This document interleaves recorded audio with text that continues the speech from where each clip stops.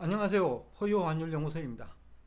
오늘은 최근에 제가 버스를 타고 지나가다가 전용 면적 85제곱미터 아파트인데 30평형이죠. 근데 이 아파트를 500만 원에 즉시 입주 가능하다고 홍보를 해요. 그리고 그 청호수도 그 마음대로 선택할 수 있고, 그 다음에 대출금도 무이자, 이런 조건에 이제 광고를 하기에 깜짝 놀랐어요. 굉장히 심각하다라는 것을 이제 눈으로 직접 이제 확인을 했는데요. 과거 경험을 통해 보면 이러한 홍보는 그 부동산 경기 불황의 그 정점에 있을 때 하거든요. 근데 지금 뭐 아파트 가격 하락이 불과 한 6개월 정도 됐는데 이런 광고 문구가 등장하기에 제가 이게 이 아파트 시장이 정말 심각하구나. 그러니까 회사도 시행사도, 그런 건설회사도 시행사 모두 다 부도위기에 직면하지 않았나라는 생각이 들어요. 뿐만 아니라 또 인근 아파트도 많더라고요. 그래서 인근 아파트 가격도 큰 폭 하락이 뭐 예상된다. 아마 이것이 과연 이 지역만의 문제일까? 아니면 뭐 시간의 문제일 뿐 수도권 전체로 확산되는 것은 뭐 피할 수 없는 거 아니냐라는 생각도 들어요. 이 경우에는 이제 대출 금융회사가 이제 부실 채권이 생기죠. 이금융권도 문제가 될 거고, 1차적으로는. 그 다음에는 이금융권에 문제가 생기면 1금융권도 문제가 생기거든요. 그러면 회사채 발행 금리, 그러니까 금융채지요. 금융채 발행 금리가 이제 급등하거든요.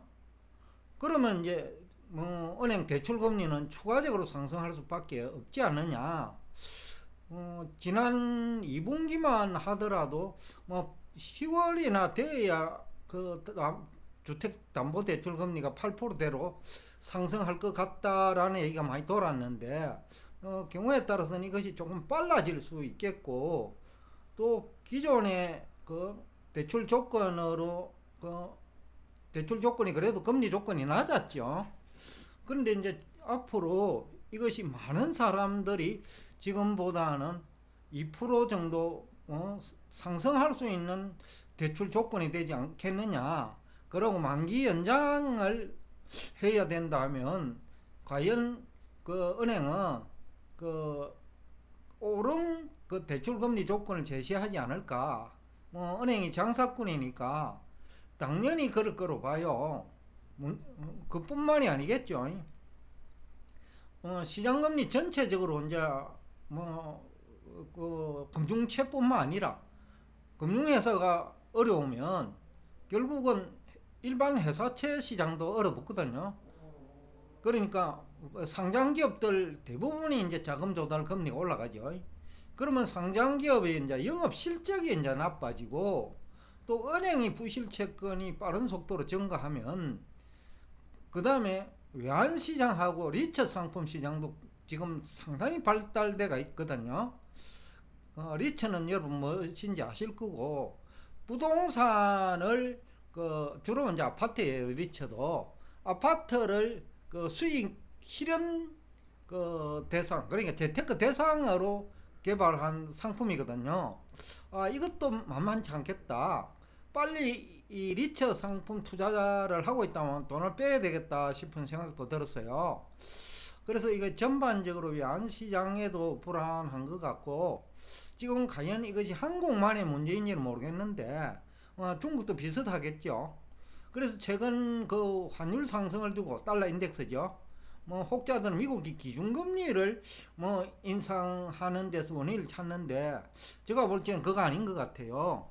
시장금리가 이게 뭐 중국하고 한국을 보면 시장금리가 뭐 큰 폭으로 오를 것 같다.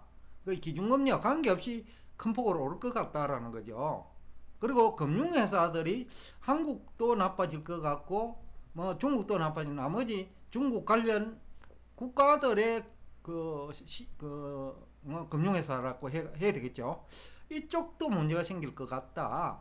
그래서 환율이 오른다고 봐야 되지 않겠느냐라는 거죠. 그게 뭐 미국이 기준금리 인상을 한다고 뭐 혹자는 달러 인덱스 가격이 올랐다 하는데 그건 설득력이 없는 것 같고요. 그걸 최근에 이제 달러 인덱스가 내릴 때도 우리나라 원화 가치는 잘 안 떨어졌거든요. 안 올라갔거든요. 그러니까 기준금리하고는 관계없는 것 같다. 굳이 이 얘기를 한다 하면 그 나라의 시장금리, 미국의 시장금리가 아니죠. 그 한국이나 중국, 또 중국 의존도가 높은 국가의 시장금리하고 관계가 된다라고 하면 설득력이 있는데, 금융회사가 뭐 부실채권이 생기고 이러니까요.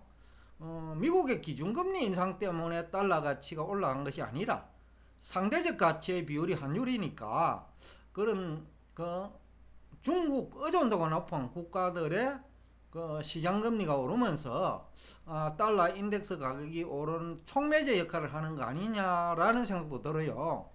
여하튼 언론 등에서 미국의 기준금리 인상 때문에 달러 인덱스가 올랐다라는 말은 설득력이 거의 없는 것 같아요. 문제는 그래요. 이제 상장기업들이 이제 다들 어려워질 테니까 특히 부동산 비중이 높은 국가 있잖아요. 중국도 마찬가지고 한국도 가계자산이 70% 가까이가 부동산이니까 결국은 부동산 비중이 이제 뭐 소비라든지 은행 부실 채권이라든지 이런데 전반적인 영향을 주기 때문에 이 정권회사들이 추천한 주식 종목 투자에 유의를 해야 되겠다 싶어 가지고 오늘 특별히 이 주제를 가지고 나왔습니다. 여하튼 여러분들 국내 주식은 상당히 유의를 해야 되겠다. 아무리 정권 전문가가 추천을 해도 그런 종목은 투자 유의해야 되겠다. 또 정권회사들도 투자를 했는데 물린 종목을 정권 전문가로 하여금 추천토록 하고 개미 투자자들을 유인하는 전략도 있으니까 여하튼 걸려들지 않았으면 하는 뜻에서 오늘 이 주제를 가지고 나왔습니다.